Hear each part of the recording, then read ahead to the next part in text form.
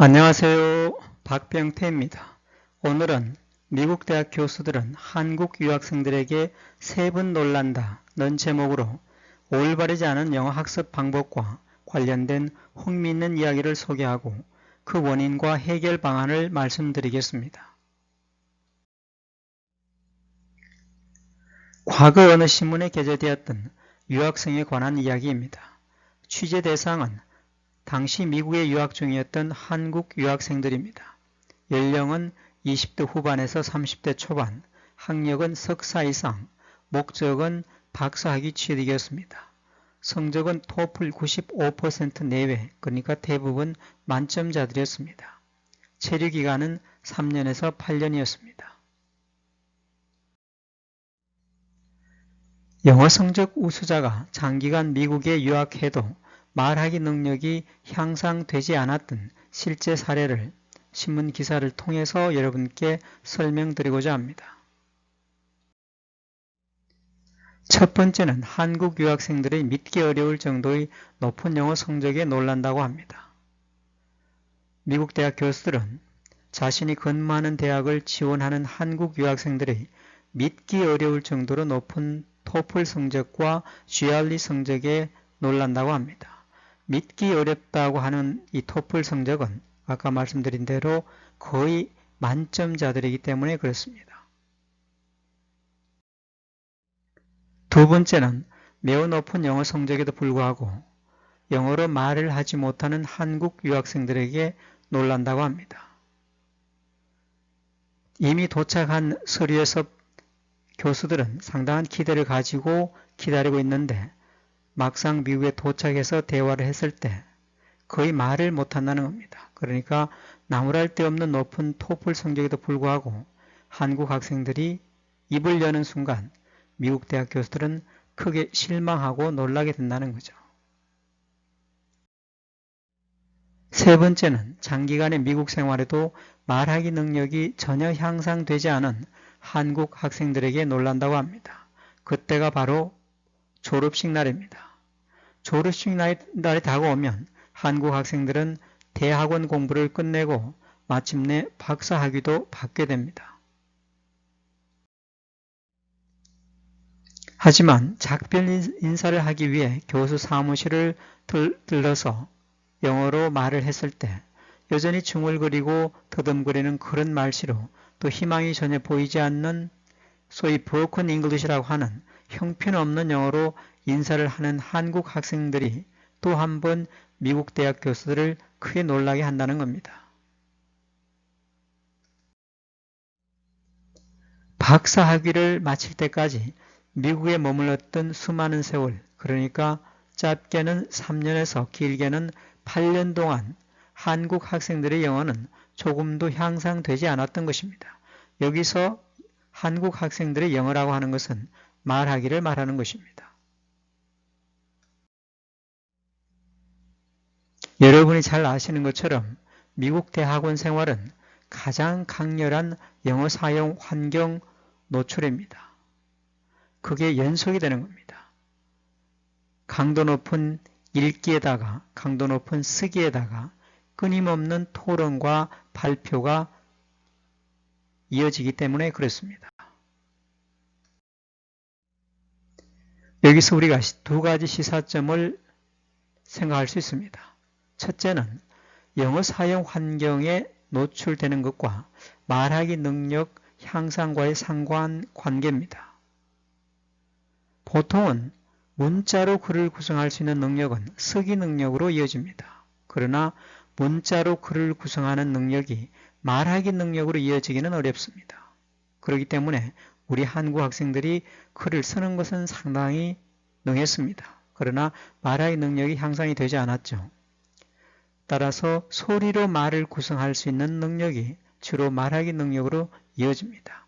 두 번째 시사점은 영어 사용 환경 노출 효과와 선천적 언어 습득 능력과의 관계입니다.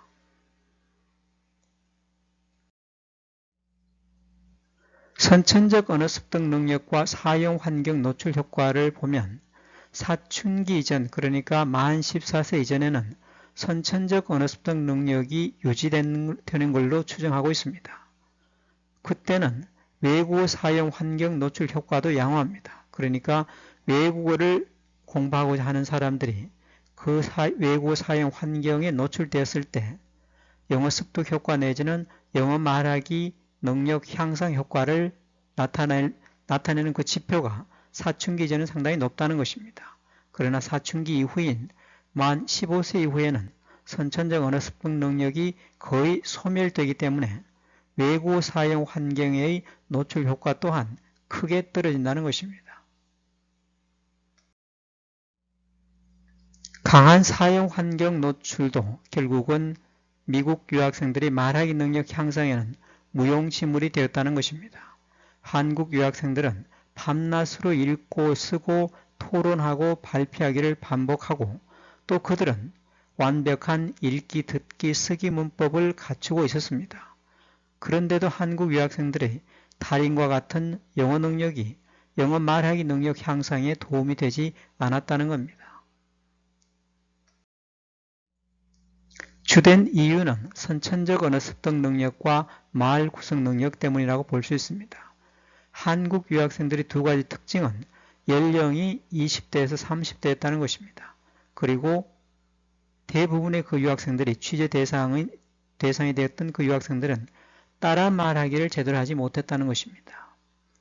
연령이 20대 내지 30대라는 것은 선천적 언어 습득 능력이 소멸된 뒤입니다. 그렇다면 사용 환경 노출 효과, 그러니까 영어를 공부하기 위해서 혹은 영어를 습득하기 위해서 영어 사용 환경에 노출되었을 때 영어 습득 효과가 거의 없다는 것입니다. 그리고 따라 말하기가 제대로 되지 않았다는 것은 말로 문장을 구성할 수 없다는 것입니다. 그렇다면 구성할 수 없다면 결국 그들의 네 가지 능력, 그러니까 완벽한 읽기, 듣기, 쓰기, 문법 능력도 결국은 말하기 능력 향상에 도움이 되지 않게 되는 거죠. 미국 유학생들의 읽기, 듣기, 쓰기가 말하기 능력 향상에 도움이 되지 않은 이유를 좀 더 구체적으로 보도록 하겠습니다. 문장을 소리내지 않고 읽을 때입니다. 미국 유학생들이 읽기를 많이 하고 또한 읽기를 잘 한다고 하더라도 소리내지 않고 읽으면 말하기 능력 향상에 필요한 영역들이 제대로 작동하지 않습니다.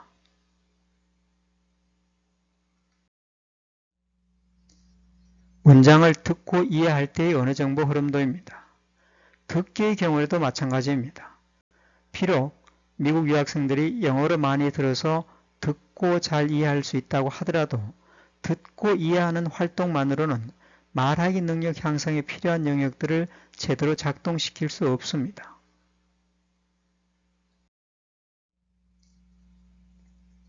다음은 문장을 작성할 때의 언어 정보 흐름도입니다. 쓰기의 경우에도 상황은 똑같습니다. 학습 강도가 높은 유학 생활을 하면서 영어로 문장을 많이 작성하고 또한 잘 작성할 수 있게 되었다고 하더라도 영어 작문을 하는 것만으로는 말하기 능력 향상에 필요한 영역들을 충분히 작동시킬 수는 없습니다.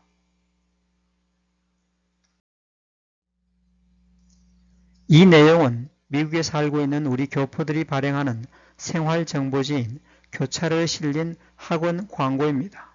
가운데를 자세히 보시면 A에서 F까지는 수강 대상을 열거하고 있습니다. B에는 영어 단어만이 아닌 문장으로 소통을 원하시는 분이라고 하고 있고 D에는 영어 때문에 자존감이 낮아지신 분이라고 하고 있습니다. 그리고 F에는 미국에서 오래 살아도 미국 사람과 의사소통이 안 되시는 분이라고 하고 있습니다. 이처럼 미국에 살면서도 오랫동안 영어 사용 환경에 또한 노출되고 영어 말하기를 잘하기 위해 많은 노력을 한다고 하더라도 영어 습득에 필요한 영역들을 충분히 활성화하지 못했다면 말하기 능력은 생각만큼 향상되지는 않습니다.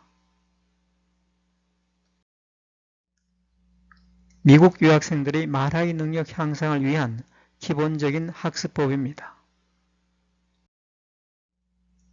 문장을 소리내어 읽기라는 거죠. 미국에서 유학 생활을 하면서 강도 높은 영어 사용 환경에 노출되고 있다고 하더라도 소리내 읽기를 통해서 영어 습득에 필요한 8대 영역을 균형 있게 활성화할 수 있어야만 말하기 능력이 효과적으로 향상될 수 있습니다.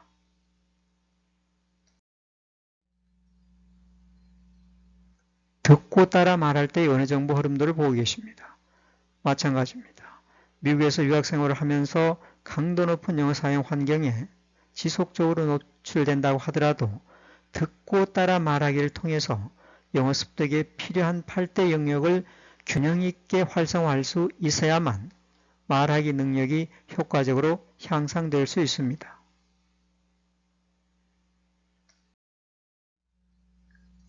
오늘은 미국 대학 교수들은 한국 유학생들에게 3번 놀란다는 제목으로 올바르지 않은 영어 학습 방법 때문에 발생하였던 흥미있는 이야기를 소개하고 그 원인과 해결 방안을 말씀드렸습니다. 감사합니다.